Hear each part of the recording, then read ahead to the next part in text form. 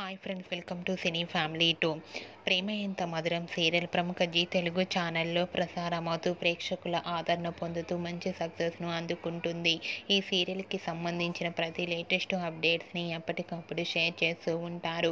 ప్రేమ ఎంత మధురం serial hero heroine Arya, Anu and team అందరూ వాళ్ళ క్యారెక్టర్లో చాలా అద్భుతంగా నటిస్తూ ఎంతో ఫేమస్ అయ్యారు. ఈ సీరియల్కి సంబంధించిన అప్డేట్స్ బయటకు రాగానే బాగా వైరల్ అవుతుంటాయి.